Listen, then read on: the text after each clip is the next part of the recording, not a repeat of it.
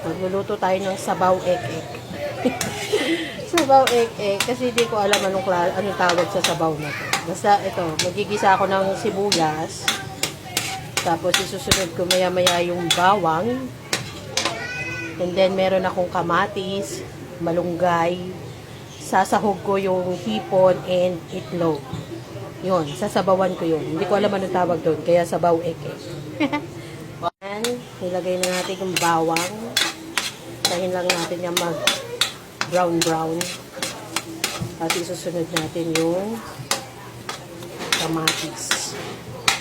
Yan, mag-isa muna tayo ng bawang, sibuyas, and kamatis.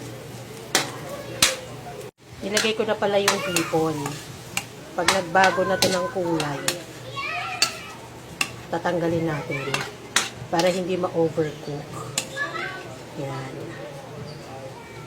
Para hindi siya ma-overcook.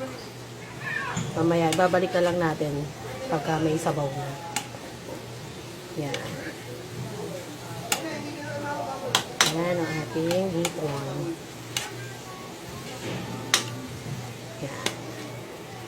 Yan. Tinanggal ko na yung hipon, naluto na, and then next naman natin yung kamatis. Pagka lumambot na tong kamatis, lalagyan na natin ng sabaw. Yung ulo pala ng hipon, sineparate ko ito. Pinakuluan ko. Yan. Siyang isasabaw natin para malasa. Yan. Ayan na, nilagay ko na yung sabaw. Yung pinakulo ko kanina, nakasama yung ulo ng hipon. Yan. Yung ating kamatis, hindi ko masyadong nilata para medyo may kagat pa mamaya. Gusto ko medyo may nangangatapang kamatis. Pero malambot na to. Hindi lang siya durog na durog. Yan. Tapos mamaya, lalagay na, pag kumulo na, lalagay ko na yung malunggay. And then, sisison ko na siya ng salt and pepper. Tsaka, lalagyan natin ng itlog.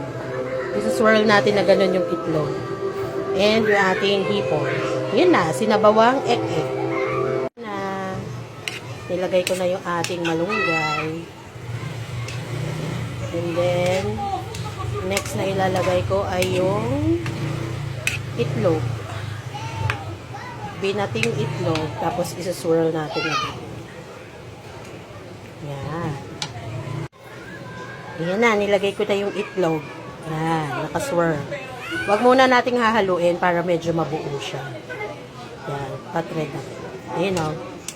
Ayan o, may mga buo-buo na. Yan. Tapos mamaya, huling-huli natin lalagay, babalik yung hipon.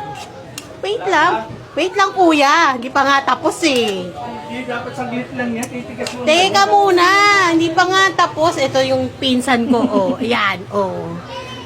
Pinsan kong kritik ko sa mga patsyam ko. Ayan, oh. Hindi pa nga tapos eh, kalalagay ko lang ng itlog.